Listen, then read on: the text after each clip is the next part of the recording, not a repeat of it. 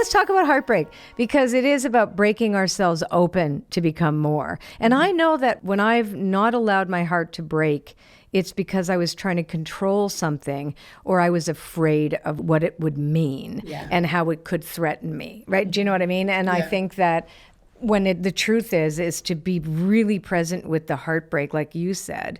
That's one of the reasons I love melancholy music. My original music is really melancholy and sort of sad.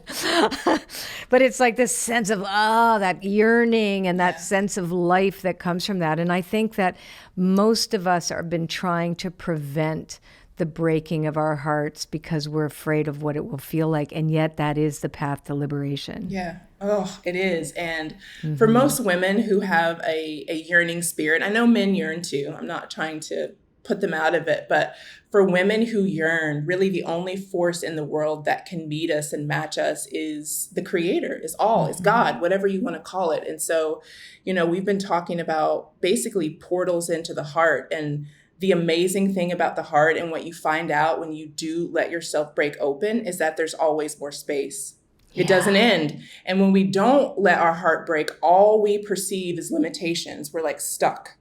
But the beauty of the heart is really that its nature is expansive, and it can keep expanding around every hurt, every hurdle, every obstacle, everything you think you can't take care of. This is the force that's big enough to hold your yearning. It's not your man. Sorry, ladies. It's not your man.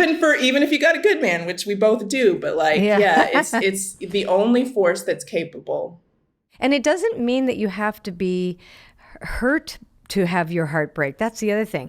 My heart breaks when I look into my little dog Bizou's eyes. You know what I'm saying? It's like it breaks from the wowness of it. Like it breaks open from that. And the grief also that this is mortal, and I know that I'm going to outlive her, and I know that, and then the grief of, being able to touch the pain, of course. Obviously, heartbreak and pain go hand in hand, but it doesn't need to be that, somebody disappointed me and my heart's broken. That's different.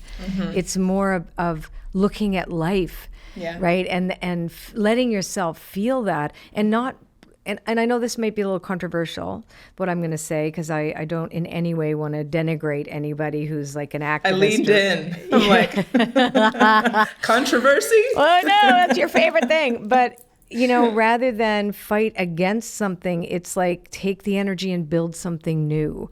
Really take that. And I've watched you do that. It's like, I'm not buying into this. It's a conversation. I'm going to go over here and ask, how do I make this better? How do I make it new? How can I be this instead of fight against that where my energy is going to flow? So that's what I meant, because, there are people who really feel it's important for them to fight against something.